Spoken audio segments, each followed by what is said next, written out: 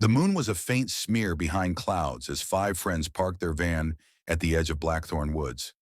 The abandoned Cresthaven Asylum loomed ahead, its silhouette jagged against the pitch-black sky. Vines choked the crumbling brick walls, and shattered windows gaped like empty eyes. The air was thick with the smell of damp earth and decay. "Last chance to back out," said Jake, the group's self-proclaimed leader, adjusting his flashlight. His grin was cocky, but his eyes darted nervously.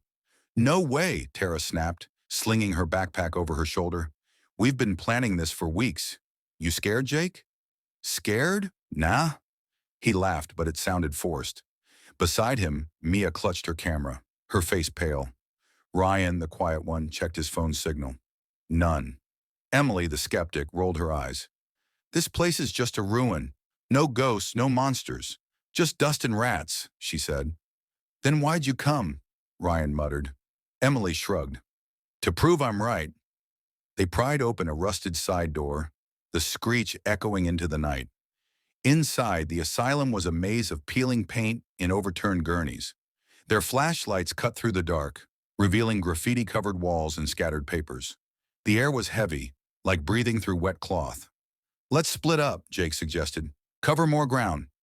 "Bad idea," Mia whispered, but no one listened. Tara and Jake took the west wing, Mia and Ryan the east, and Emily headed for the records room alone, muttering about debunking nonsense. The group's footsteps faded, leaving only the drip of a distant leak. In the west wing, Tara and Jake found a room marked Therapy Ward.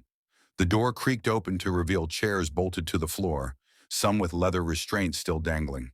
Tara's flashlight caught a faded sign, Dr. Elias Marrow, head psychiatrist. "Whoa," Jake said, picking up a yellow notebook. The pages were filled with jagged handwriting. "Patient 47, obsessed with mirrors. Sees death in reflections. Terminal." "Creepy," Tara said, but her voice wavered.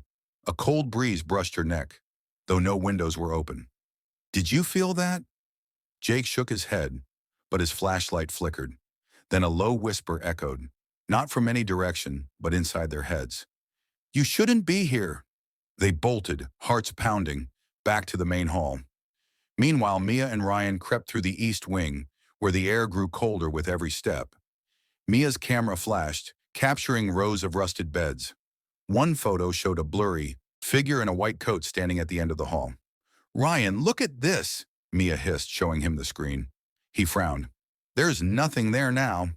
But as they turned, a shadow moved, a tall, thin figure in a tattered doctor's coat, its face obscured by darkness. It vanished around a corner. Mia grabbed Ryan's arm, her camera shaking. "We need to find the others," Ryan said, voice tight. In the records room, Emily rifled through dusty files, scoffing at the group's paranoia. She pulled a folder labeled Confidential Patient Predictions. Inside were 5 files, each with a Polaroid and handwritten notes. Her breath caught as she recognized the faces in the photos. Jake, Tara, Mia, Ryan, and herself. Her file read, Subject, Emily Carter. Skeptic. Cause of death, suffocation. Time, 2:17 a.m. She checked her watch, 1:45 a.m. The others' files were just as specific. Jake, bleeding out, 1:50 a.m. Tara, broken neck, 2 a.m. Mia, heart failure, 2:10 a.m. Ryan, crushed, 2:15 a.m. "This is a sick joke," Emily muttered, but her hands trembled. The room grew colder, and the door slammed shut behind her. She spun around, flashlight catching a glimpse of a figure in a white coat, holding a scalpel that glinted despite the darkness. "Stay away," she screamed, backing into a cabinet. The figure vanished, but the air tightened, like hands squeezing her lungs. She clawed at her throat, gasping, and stumbled into the hall. The group reunited in the main lobby, breathless and wild-eyed. Emily shoved the files at them. "Look at this! It's us! It says we're going to die! Tonight!" Jake's face drained of color as he read his file. "This is impossible. Who wrote these?" "It's him," Mia whispered, pointing to her camera. The blurry figure in the white coat appeared in every photo now, closer each time. "Dr. Marrow." A distant clock chimed 1:50 a.m. Jake froze, clutching his stomach. Blood seeped through his shirt, though no wound was visible. He screamed, collapsing, as the group watched in horror. His eyes rolled back, and he went still. "Run!" Tara yelled. They sprinted toward the exit, but the door was sealed shut, the handle ice cold. The air grew heavy, and the whisper returned. "You cannot leave." Tara tripped on a loose tile at 2 a.m.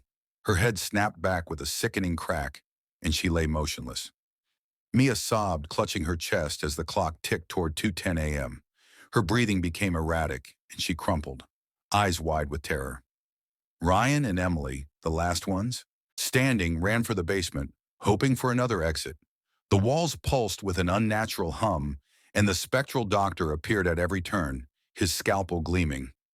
At 2:15 a.m., the ceiling above Ryan groaned, and a beam crashed down, pinning him. His screams faded as Emily ran on alone. Now it was 2:16 a.m. Emily's lungs burned, the air thinning as if the asylum itself was choking her.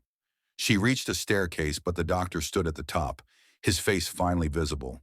Hollow eyes, a lipless grin, and a name tag. Dr. Elias Marrow. "You doubted me," he hissed, voice like rustling leaves. "All my patients are mine." Emily stumbled, her vision blurring. The air was gone. She clawed at her throat, just as her file predicted. At 2:17 a.m., she fell, her final breath a gasp. The asylum went silent. By morning, the van sat empty, and Cresthaven stood as it always had, waiting for the next curious souls to find its records.